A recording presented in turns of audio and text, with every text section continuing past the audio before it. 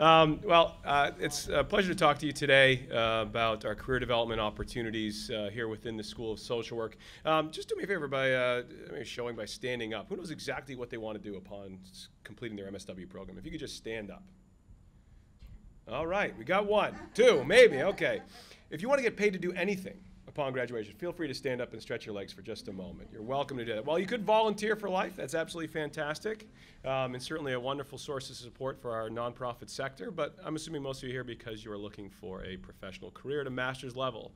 The goal of the Career Services Office here is to provide you with the tools necessary to be competitive in securing the job of your choice upon graduation, and do that through a number of means, and really try and install a number of opportunities that help you explore a really wide array of opportunities. And I wanted to actually echo something Mickey said earlier about the importance of that foundation field placement, that generalist experience. Some of the greatest flaws I've seen, some of the greatest mistakes I've seen are where students come in and say, I want to work with this population, with this issue, in this community, and that's all I want to do, when that may not be the right fit for them at that point. And they may not have taken the opportunity to explore a whole new population, a whole new service array, and most importantly, focus on the quality of supervision that they would realize, that they would achieve and secure during their time in field placement.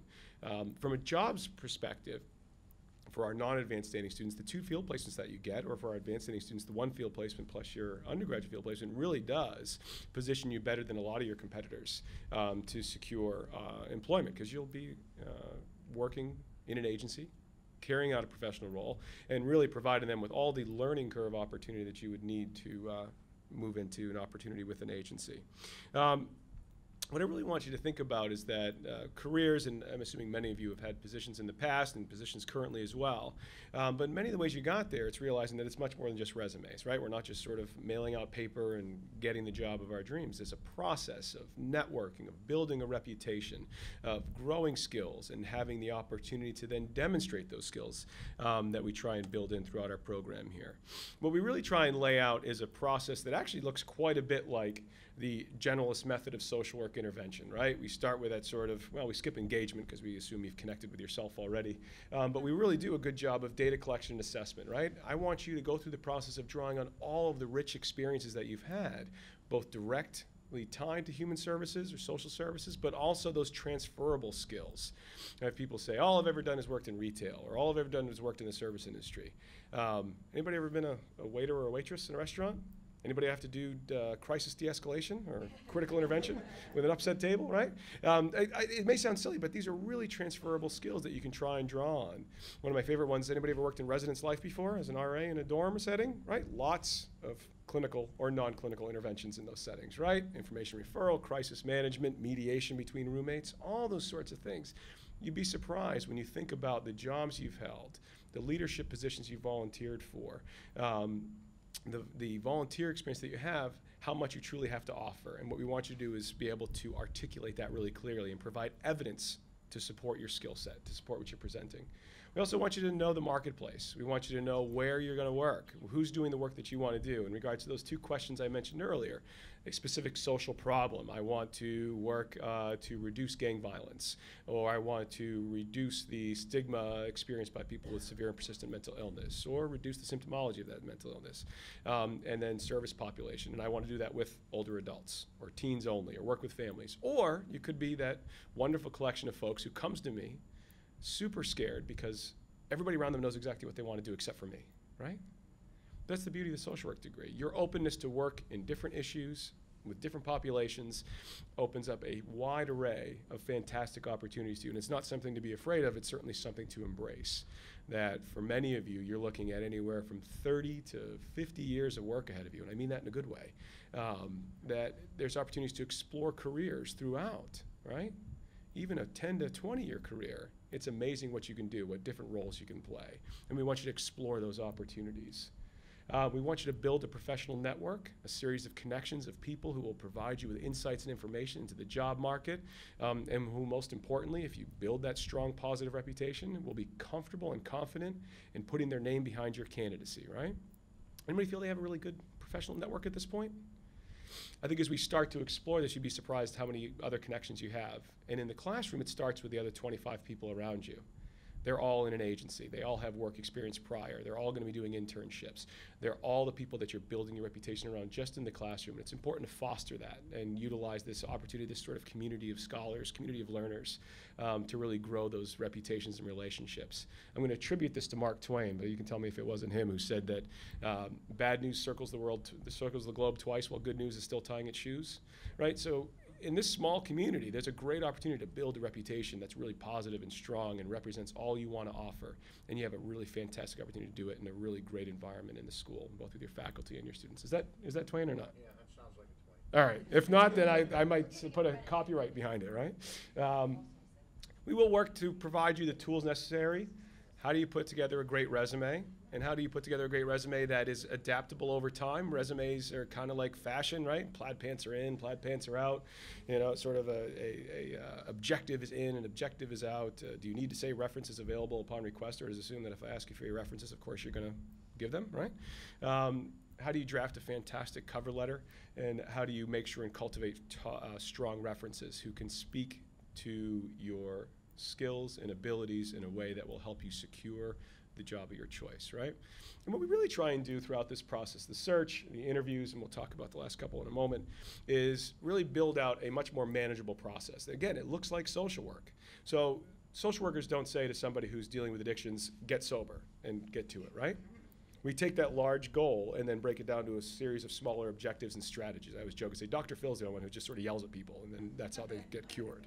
Everybody else sort of works. I'm sorry, there's always Dr. Phil's fans. I get in trouble when I say that. But you break it down into a series of smaller objectives, and that's what we do.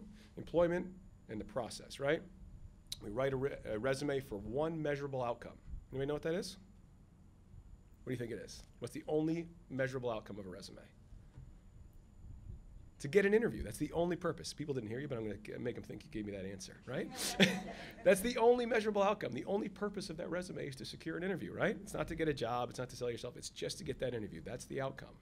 Resumes to get an interview, interviews to get an offer, offers to negotiate, negotiate to acceptance.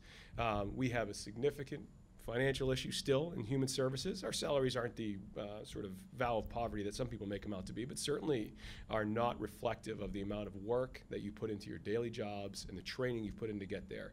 But there are ways to increase your earnings over time, and we do a good job here presenting you with some training on effectively evaluating compensation and negotiating for salary, right?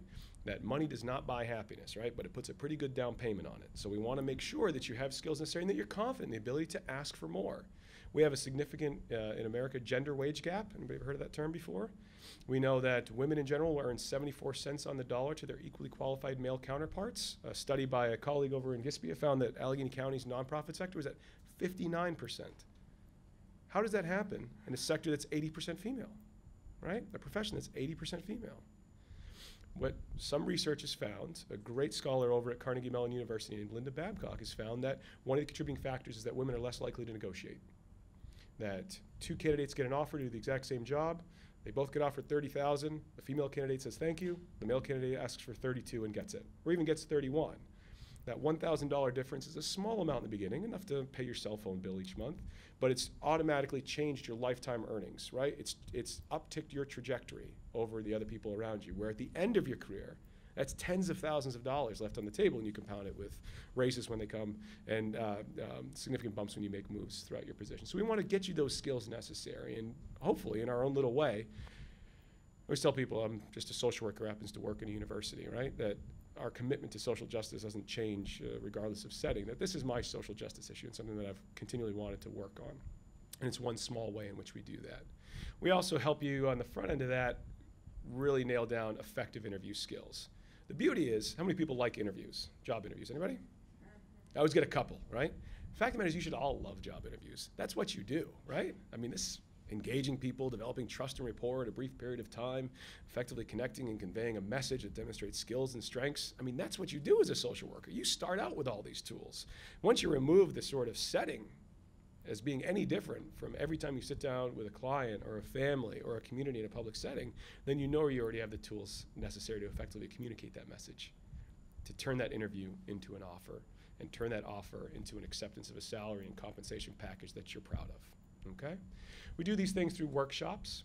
We do these things through one-on-one career advising sessions. And we do these things by dovetailing one of the beautiful aspects of this position, which is it's the Director of Career Services and Alumni Affairs.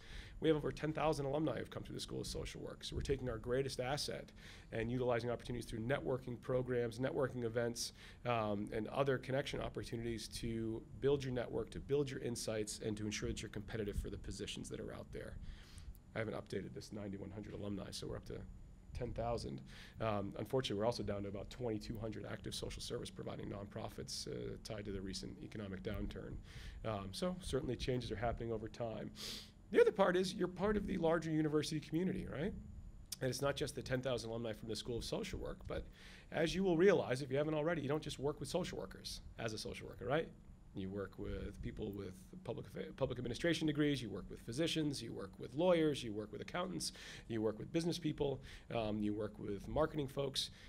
So you have an opportunity to connect in our sector where we primarily work. I talk a lot about the human services or social or nonprofit sector, but we do find ourselves in both the public sector and in the private sector in business. I see there's versions of our Bridges magazine about the road less traveled, and you'll see a lot of stories of folks who have taken their social work skills into non-traditional settings like Bank of New York Mellon and the Harlem Globetrotters and all kinds of other neat opportunities that are out there. True story, by the way. So anyway, hopefully you'll see this as one additional value added to what the School of Social Work offers you when compared to competitor schools or to alternative MSW programs that are out there.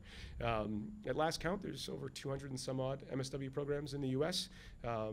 To the best of my knowledge, we're about one of 25 that offers this internal Office of Career Services, which again just provides you a greater level of specialization. That university-wide career services are fantastic, but it brings you more of that generalist perspective of counseling and advising, where we're hopefully providing you something in-house that can really set you on that trajectory to secure the job of your choice.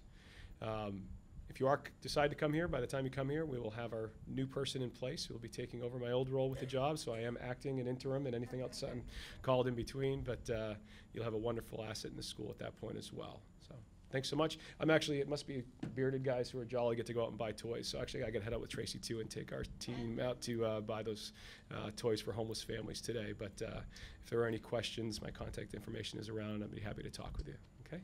And thank you very much.